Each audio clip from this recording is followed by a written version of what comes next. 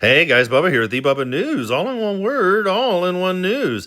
How are you guys doing tonight? It is now, goodness, it is now not, what is it? No, it's not 9:26. It's 5:26. Sorry guys, I'm all excited about this 9:26, 9:27 stuff that's coming up because it's just crazy town with everything that's going on with the UN and the state of Palestine. You know what? Even last night after we did that video, you know what? Aaron from Got a Minute, he showed something, and we're going to talk about it in a second. But you know, I'm going to call this video piece by piece because literally everything is coming together piece by piece. They're going to get to their peace by piecing Israel apart. So I mean, it's just craziness. But I hope you guys had a great weekend. And for those of you who are new to the channel, welcome, welcome, welcome. It's just been so much fun. And you guys are all such an encouragement to me. And a huge shout out to Watchman River Tom. And we are praying for you, brother, man. We really are. Such a good guy. Guys, check him out. And just pray for him with everything going on with the lawsuit and whatnot. But you know what? Yesterday, Spain hosted the 5th meeting for the Global Alliance of the implementation of the two-state solution. Spain called on the international community to consider now putting sanctions on Israel as it hosted foreign ministers from 20 European and Arab countries in Madrid. It was way more than 20 because you had the OIC being there, you had the European Union being there, so it was closer to like 90 members being represented there in Madrid, Spain, to push for an end to the Gaza war and to get the two-state solution going. So the Spanish foreign minister urged for a collective arms embargo on Israel and proposed targeted sanctions on individuals seen as obstructing the two-state solution, such as probably Gideon Saar, the foreign minister, probably Bezalel Smotrich, Itamar Ben-Gvir, but you know what? He also called for the immediate suspension of the European Union and Israel trade agreement. So the world's getting ready for at the UN on the question of Palestine and Israel with the two-state solution in New York City on June 17th through the 20th. I mean, they're all getting ready. The world is really uniting really quickly on this one central issue, the implementation of the two-state solution. The world is meeting to divide Israel, but more than just Israel. They're meeting to divide Jerusalem. Here's a video put out by the Ministry of Foreign Affairs there in Spain yesterday.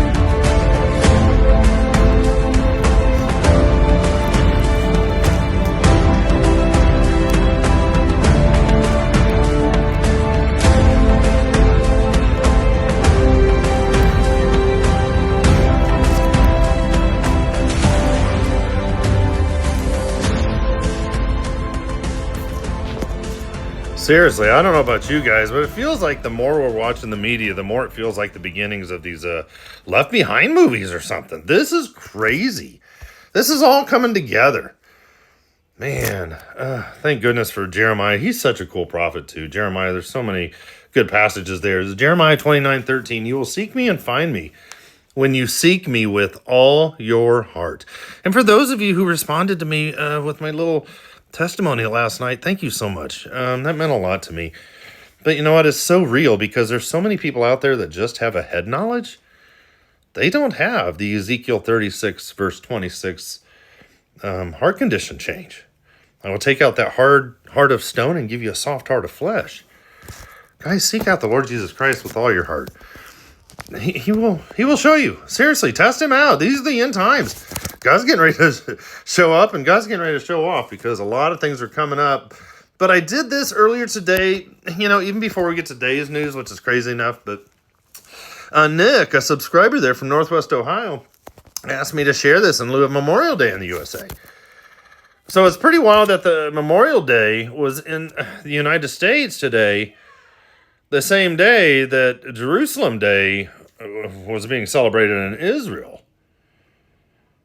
And we're going to show a cool video on that here in a few minutes, but even with everything going on with the United States, with Israel, with the Middle East, with Iran, with everything else, and even all the crazy town talk about Lebanon and Syria now possibly joining the Abraham Accords before Saudi Arabia. Well, Israel has rejected a U.S.-sent hostage deal drafted by Palestinian American Bashar al-Baba that was coordinated with Hamas, and rightly so, because this is a bad deal. In Israel, Hamas is now turning down a newer deal. I even saw before I hit the live button. But, this plan that they were offering earlier today only offered 10 hostages to be released in 2 stages. 5 now and 5 more in 2 months, along with a 70-day ceasefire. Israel called it a surrender if they accepted this, because they rejected the demands for the demands from Hamas were a full IDF withdrawal, unrestricted humanitarian aid, and a Hamas United States signing ceremony to prop Hamas up in the political world. And the plan even deviated from the original Witkoff outline. And U.S. Middle East envoy Witkoff is right there on the left-hand side. And Hamas could have agreed to this, which called for more hostages up front and a shorter ceasefire period. And Israel has a right to reject this. And I don't even know why the U.S. would even think that this is a valid offer, because Hamas is nearing its end. And if there is a deal, it should be to release all the hostages and surrender. Here's what I mean. Remember when Trump said a couple months ago, before he was sworn in as president, he said, all the hostages out by January 20th, or there will be hell to pay. Remember that? That was just Trump theater, it seems like. Israel just needs to finish the job and ultimately destroy Hamas. I mean, the time is now. But celebrations Sunday night into today, Monday, with Jerusalem Day at the Western Wall, and they were commemorating the unification of Jerusalem from the Six-Day War in 1967. So this is a day when Israel celebrates the unification of Israel since the Six-Day War.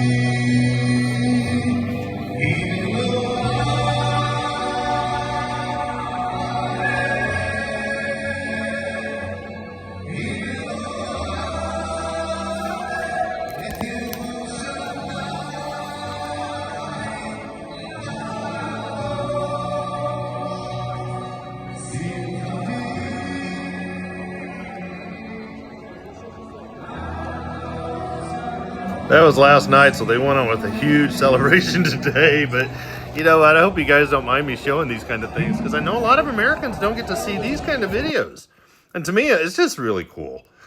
And this is a historic moment from 58 years ago as the IDF paratroopers advanced through the old city of Jerusalem, reuniting the city and restoring the Jewish sovereignty over the Temple Mount and the Western Wall for almost 2,000 years. אנחנו נהיה הראשונים להיכנס אליה.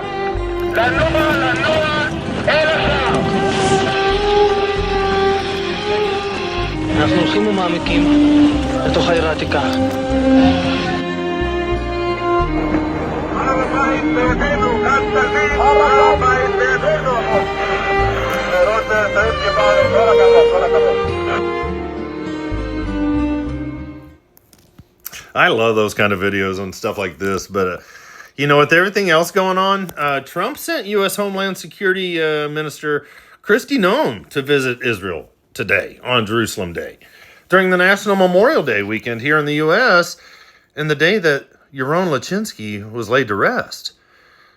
The U.S. Secretary of Homeland Security attended a memorial ceremony in Jerusalem honoring Yaron Lachinsky and Sarah Milgram, the 2 young Israeli embassy staffers that were killed in the terror attack in Washington, D.C. this past week.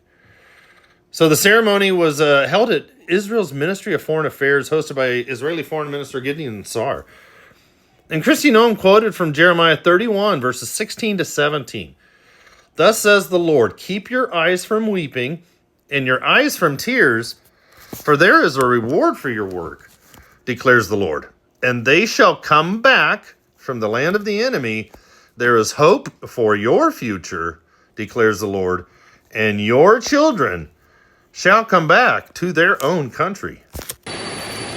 In an urgent call of solidarity, President Trump sent Homeland Security Minister Kristi Noem to Israel, where she was joined at the airport by U.S. Ambassador to Israel, Mike Huckabee. We're so very honored that the Secretary is here. To our knowledge, it is the first time that a Cabinet Secretary has been here on Yom Yerushalayim, a very significant day here in Jerusalem.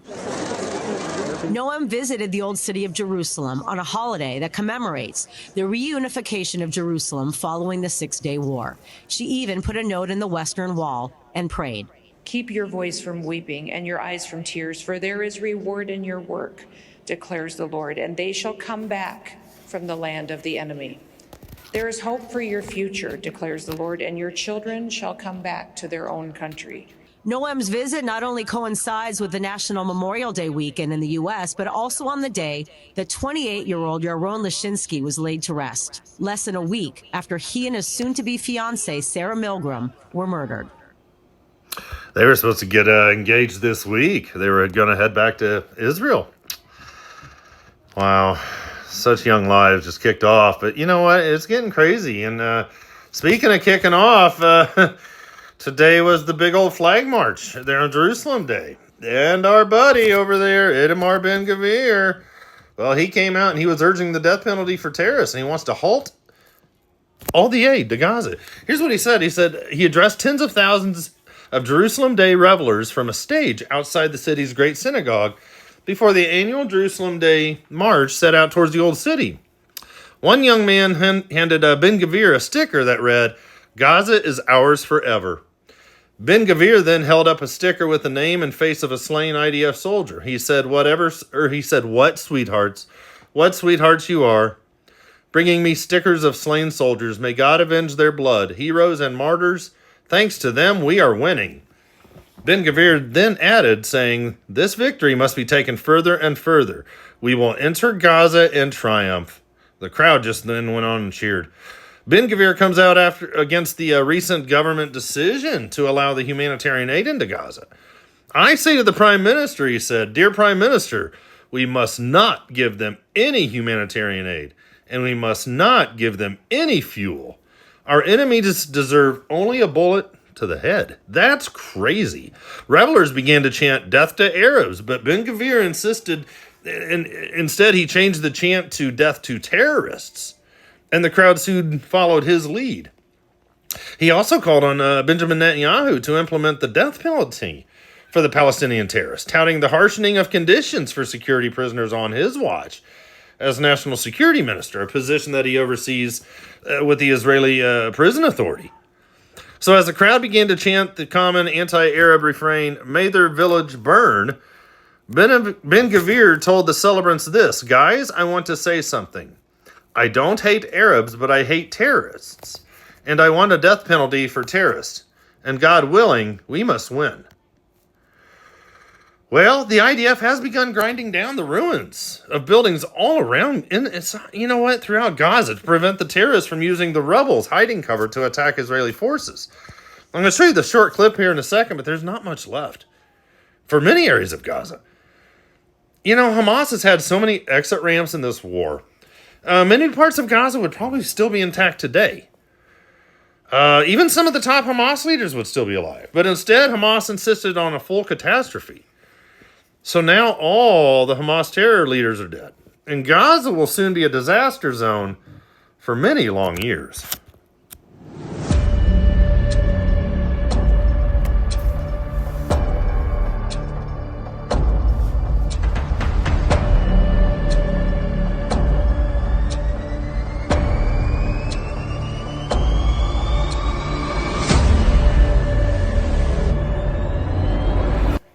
It's just amazing what parts of Gaza have become now. It is just truly, truly insane. Absolutely nuts. Well, you know what? We can't go a day without talking about Iran. This is getting really interesting, to say the least, because Iran's Ayatollah Khomeini today said this about Pakistan. And then he said Pakistan and Iran would join military forces. Here's what he said. Effectively, joint efforts by Iran and not nuclear arms, but they are nuclear armed. Here's what he said. Effectively, joint efforts by Iran and Pakistan are necessary to stop the Zionist regime's crimes in Gaza. So my question is, now that Iran and Pakistan are going to put aside their little whatever bygones be bygones and be buddy-buddy, I wonder if Pakistan will now give or share nuclear warheads with Iran. Pakistan joining Iran's efforts to eliminate Israel could be a mega game changer indeed. You know, and if it's true that Iran is still a couple years away, you know, they say a couple weeks away from a nuclear warhead. But even once they get to that 90% threshold, they still could be a couple months, if not years, away from an actual warhead or multiple. So, how crazy would that be? You know, because Pakistan today promised Iran that it will not accept Israel as a country in exchange of the Iran and Pakistan military, trade, and economic cooperation together to be used against India. So what's insane is that this will actually create a very strong military bloc there.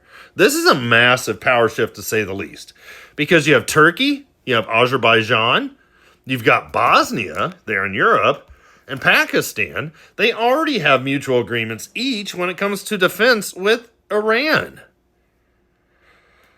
So, Iran joining this coalition will benefit all these parties.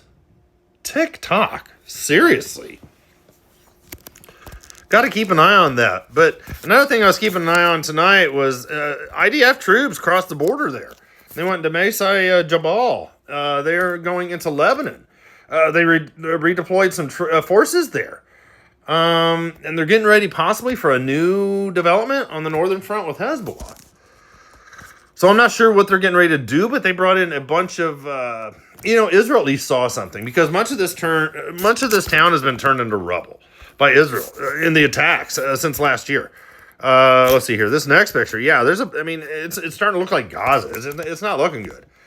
Anyway, it caught my attention. And, this is more than just an Israeli intelligence operation. But they were performing an incursion there into Lebanon. This wasn't even part of their 5 outposts that they have set up.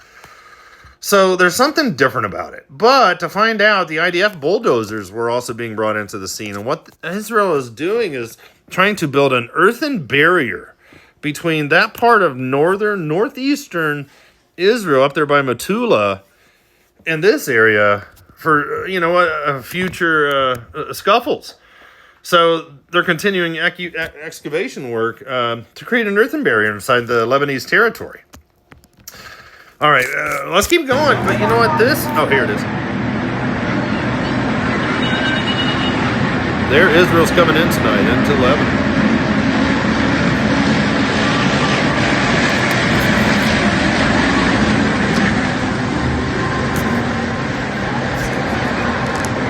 So it's just something to keep an eye on, but you know what's been really quiet lately has been Syria.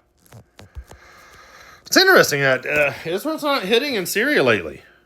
Who knows? Maybe there is something to this whole Abraham Accords thing, but I have a feeling that Damascus is still in play, as well as Hezbollah. There's still prophecies coming up, but this is crazy too, because UAE is part of this whole two-state solution with Mohammed bin Salman with Saudi Arabia, but this isn't a good thing, because the UAE today announced that they are the first country in the world to offer free ChatGPT Plus access to all its residents and citizens.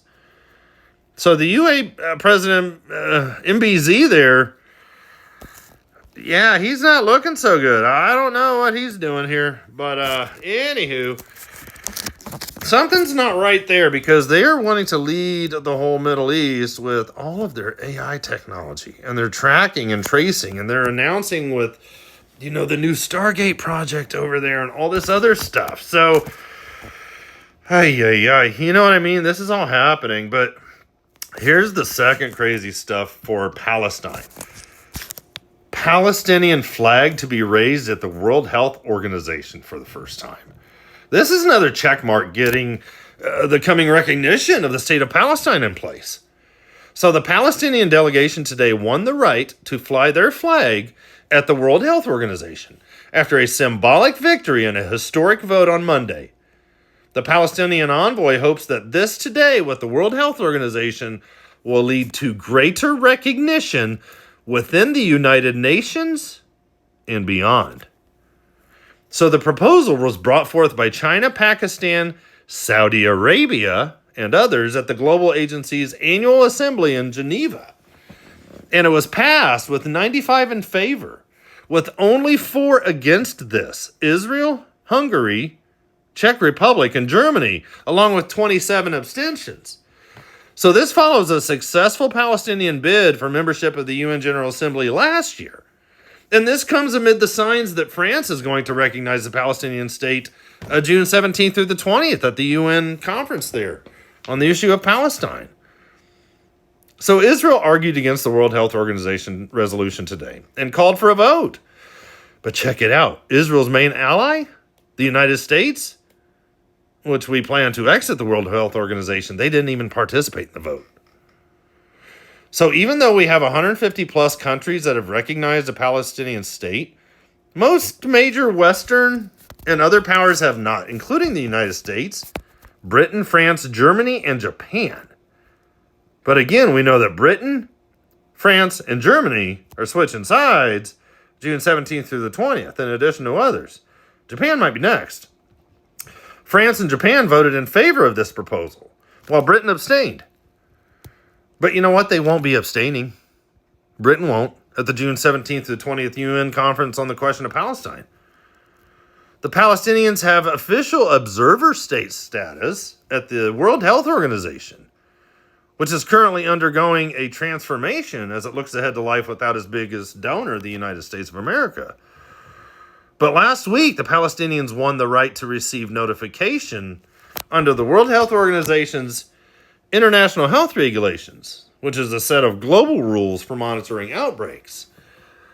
So Palestine, along with those who are backing Palestine, know that the way for the state of Palestine to gain recognition and to become a state is to join the World Health Organization, because this will help them get their plan done at the United Nations. So we got to keep an eye on that. But you know what? With everything going on with Israel still, we've got to keep an eye on Egypt, because Egypt still has not formally renounced the Camp David Accords. But Cairo is effectively distancing itself from the peace treaty with Israel lately. Israeli officials are concerned that Egypt is pulling away from its peace agreement with Israel. And Israeli officials are concerned that Egypt is aligning with countries that are hostile to Jerusalem. Just a couple weeks ago, they just had a huge training session with China. But, there's that peace agreement that's it's paper thin between Egypt and Israel. It's paper thin between Jordan and Israel. But as per the peace treaty with Egypt can... Okay, check this out. In the Sinai, Egypt can have 1 mechanized division and 1 tank brigade in the Sinai Peninsula, totaling 47 battalions and only 300 tanks. That's according to the peace treaty. That's all that they can have in the entire mass area of the entire Sinai. 45 miles away from the Nile River into the Sinai. The Sinai is huge. However, Egypt has now brought in almost 4 times the peace treaty's limit.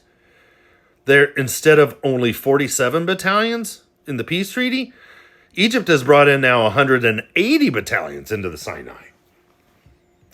But meanwhile, the IDF has gotten rid of 6 combat divisions, thousands of tanks, half of its artillery brigades, numerous infantry and engineering units. including intelligence gathering battalions and thousands of career soldiers that were down there along Egypt. So as a result, the IDF is no longer capable of deploying sufficient forces to the Egyptian border in times of routine or even in an emergency like being invaded from the south. Troops are deployed far beyond the 45-mile limit from the Suez Canal. They're supposed to stay in the Sinai within 45 miles of the Suez Canal, but they are scattered throughout the Sinai. And, this was agreed to in the peace treaty.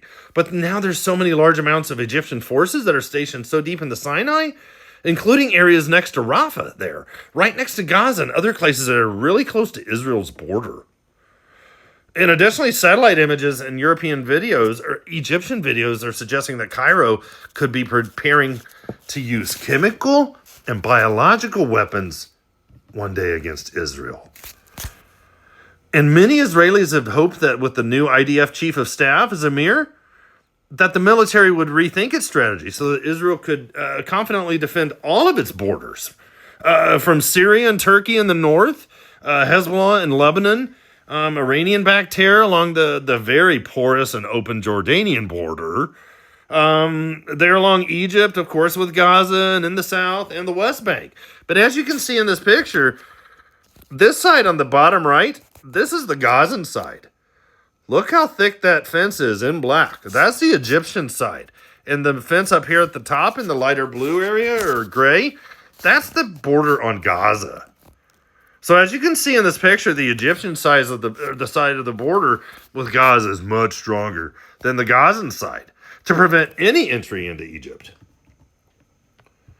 But you know what? Egypt's got some huge prophecies coming up because Egypt's army has also grown by nearly 30% recently. Especially in the past couple of years. And a major part of the threat lies in Israel's poor intelligence coverage of developments in Egypt. With most of Israel's top intel officers focused elsewhere, which is leaving Egypt and the Sinai largely unmonitored. Egypt has some big prophecies coming up too. And I love this up here in Isaiah 19. Isaiah 19, the entire chapter, especially verses 1 through 19 area, is all about what's coming to Egypt. But just like Isaiah 17, 2 chapters earlier, at the top here where it says the burden against Egypt, it's the oracle against Egypt. Just like in Isaiah 17, it's the burden against Damascus or the oracle against Damascus. So God's going to come in on a swift cloud and come into Egypt. So when this kicks off, it's going to happen fast. And God's going to set Egyptians against Egyptians. Everyone will fight against his brother and everyone against his neighbor, city against city, kingdom against kingdom. This is all what's coming with Egypt. But check this out. At the end of this, with everything that goes on with Egypt, 5 cities in the land of Egypt will end up speaking the language of Canaan. They're going to speak Israeli. They're going to speak Hebrew. And just like Damascus, there's going to be a city of ruins. There's going to be one place in Egypt called the city of destruction. This is coming, guys. That's what I'm saying. We got to keep an eye still on Egypt. Like for here, let's just scroll through it. Egypt's judgment will be swift. Verse 1, where God comes in on a swift cloud. Verse 2, Egypt has internal civil strife, which leads Egypt into a regional conflict. It almost sounds like Psalm 83 once you start looking at it deeper. Let's keep going. Egypt's religious clerics falter and are overtaken by a cruel dictator in verses 3 and 4. And that almost ties in there with Daniel 11, verses 42 and 43, the king of the north. But we'll have to keep an eye on that. Anyway, Egypt experiences a drought-like conditions that affect the rivers. In verses 5 to 7, guys, that's crazy because it talks about how everything is going to dry up. Everything is going to rot in the Nile River. There's going to be no fishing. There, the next line, everyone's fishing. And textile industries are going to collapse and lead to an employment crisis whereby anyone who makes a wage will be troubled of soul. In other words, every single person in the land of Egypt, they're going to have a financial crash. Something that's going to happen. And it could be something biological. It almost could be something like with the city of destruction. It could be something crazy town. We don't know, but you know what? Their political system's going to collapse there in verses 11 through 13 with a new leader, a new king, a new uprising, like a new people group or something. We'll have to keep an eye on that. But Egypt's economic system does collapse there in verses 14 and 15. And then, yeah, like the time you get down to there in verse 18, 5 cities in the land of Egypt are going to speak Hebrew. So Israel's going to have their way with what's going on. But you know what? I forgot to point this out to you guys too, but this is coming up this week as well, because Israel's preparing for a United Nations Security Council session scheduled for May 28th. So that's Wednesday, where several European states are expected to call for an end to the war in Gaza and the immediate entry of humanitarian aid. Israel is working with Washington, D.C. in hopes that the United States will exercise its veto power if necessary. So, the UN Security Council sessions are huge because when they pass resolutions, those are binding. So we'll have to keep an eye on that. It'll be interesting to see if the United States still stands up for Israel this round. Because if the United States doesn't turn on Israel by the June 17th through the 20th time frame with the two-state solution, they will by the September meetings. So we're going to have to keep an eye on this. But guys, there's so much coming up. That's what I'm saying. This is crazy town. And this is literally all happening piece by piece. Peace is coming to the Middle East, and it will be a fake peace. But it's all coming together even just piece by piece. Just all the insanity of the world.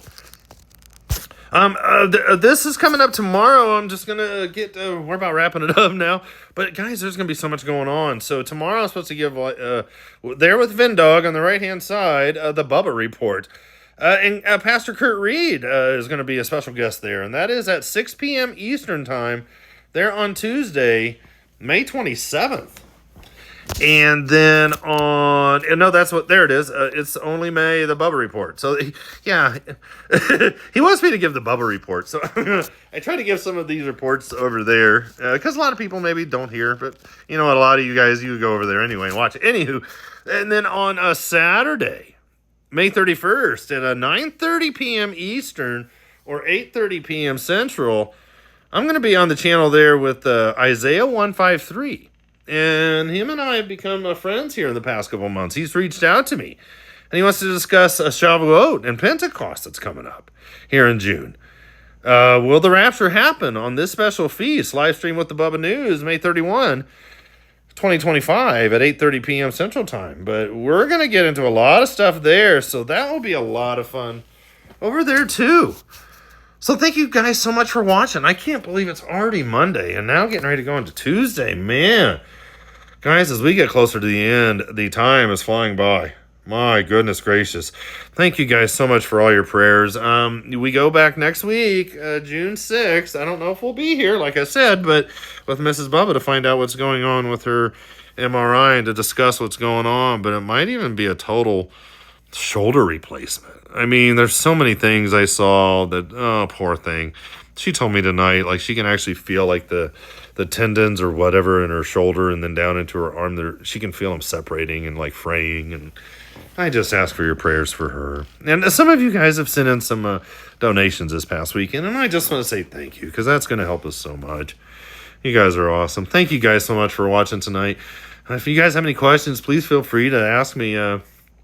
Check out the description box in the channel, or in the channel box below. No, there in the description box below. Reach out to me anytime, and let me know how I can pray for you guys, or what I can do, answer questions or whatnot. But guys, we're getting so close to the end, and piece by piece, we are almost there.